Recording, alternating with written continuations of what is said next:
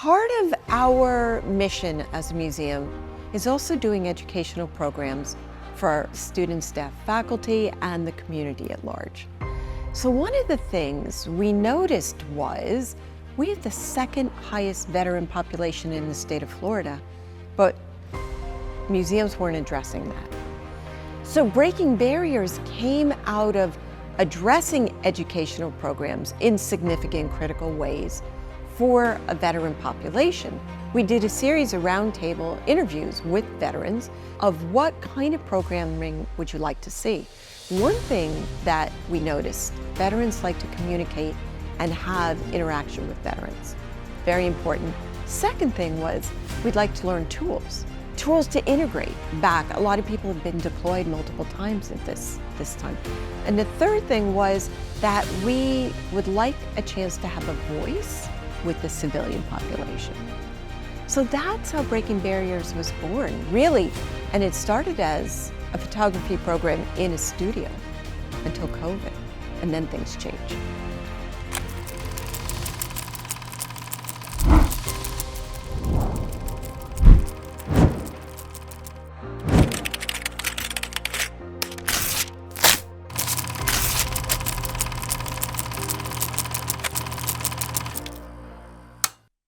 Every year, what makes our program really unique is it's artist-led.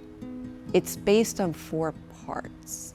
And the 4 parts are the photography workshops, then a museum session to learn to talk about your work and to write about your work for labels and a catalog.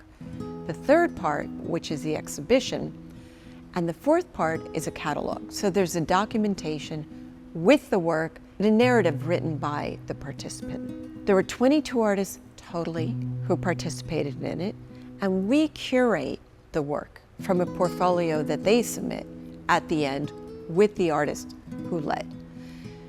When we do the exhibition like this, it's based on the idea of portraiture in a broad sense, because it's not just taking pictures, it's not selfies, there's a critical component. And then how best to tell the story of that particular year together, but also to feature each of the individual artists and what they were talking about in the very best light. And I want to say, not all artists talk about their military experience. Sometimes it's the experience reintegrating. Sometimes it's daily life of being deployed and going and leaving 4 kids. Sometimes it's, how do I manage work-life balance? But something always is self-reflected in the work. I am a very by the rules person. I'm a researcher. We follow certain rules, and the photography classes are teaching me to take a step out of that box, to let go, loosen up. So that's very important as a person. You know, sometimes you need to step out of your boundaries and just be free, you know? Don't be that uptight person all of the time. So just the interaction with my fellow veterans has been some of the better experiences I've had in the program. I've gained a lot of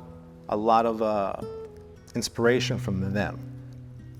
The military is obviously a very diverse group of individuals from all around the country and some around the world, all different jobs. So everybody that's come into the program, they bring different experiences, different set of life skills, and it's really good just to see the different points of view that a lot of them bring, and it shows in their artwork.